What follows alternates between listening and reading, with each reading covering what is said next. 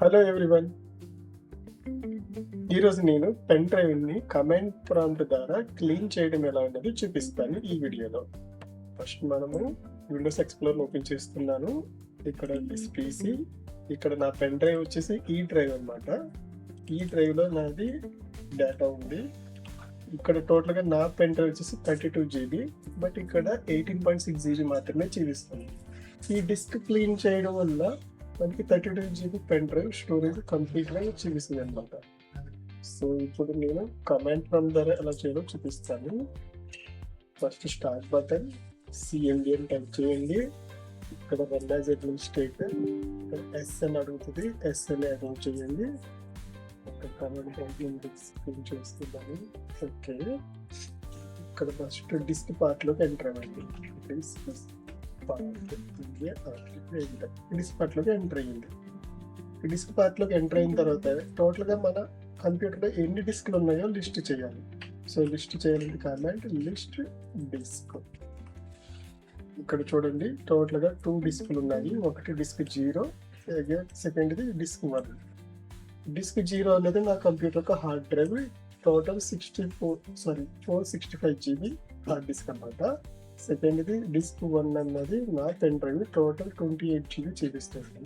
10 GB free space ఇక్కడ చూపిస్తుంది. So దీన్ని నేను క్లీన్ చేయడం వల్ల నాకు టోటల్గా 28 GB వస్తుంది అనమాట. సో క్లీన్ చేయాలంటే ఫస్ట్ ఈ డిస్క్ 1 అన్నది సెలెక్ట్ చేయాలి ఫస్ట్. సో సెలెక్ట్ చేయాలంటే సెలెక్ట్ డిస్క్ 1. సో ఎగ్జాక్ట్గా డిస్క్ సెలెక్ట్ అయిందో లేదో చూడాలంటే అగైన్ లిస్ట్ చేయండి. లిస్ట్ డిస్క్, ఇక్కడ స్టార్ మార్క్ వచ్చి చూసారు డిస్క్ 1కి. సో డిస్క్ 1కి స్టార్ వచ్చిందంటే డిస్క్ 1 అన్నది మనకి సెలెక్ట్ అయిందండి. డిస్క్ 1 సెలెక్ట్ అయిన తర్వాత ఇప్పుడు క్లీన్ చేయాలి. క్లీన్ చేయాలంటే command clean enter. So DiskPart success, ఇక్కడ మనకి క్లీన్ అయిందన్నమాట. సో ఇప్పుడు మనము కంప్యూటర్ మేనేజ్మెంట్కి వెళ్ళి window button clicks, computer management, ఇక్కడ డిస్క్ మేనేజ్మెంట్లోకి వెళ్ళండి. ఇక్కడ నా పెన్ డ్రైవ్ 48.65 GB చూపిస్తుంది. ఇది అన్లొకేటెడ్ స్పేస్లో ఉంది. సో దీన్ని నేను సింపుల్ వార్నింగ్ చేయండి.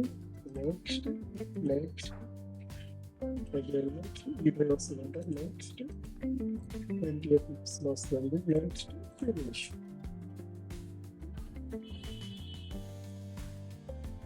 క్రియేట్ అయిపోయింది. అగైన్ ఒకసారి విండోస్ ఎక్స్ప్లోర్ ఉంటే USB అంటే ఇంకా రాలేదు. సో ఒక్కసారి ఫార్మాట్ చేయండి. ఫార్మాట్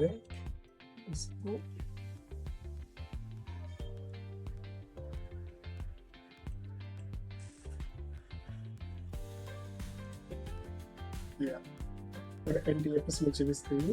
ఓకే, ఫార్మాట్ అవుట్ చేయండి.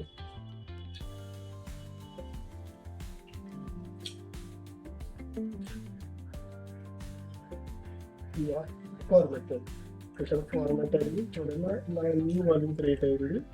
ఇక్కడ new volume total 28.5 GB, total 28.6 GB. నా ఫ్రీ స్పేస్ మొత్తం ఇక్కడ కంప్లీట్గా వచ్చేస్తుంది. Okay, bye.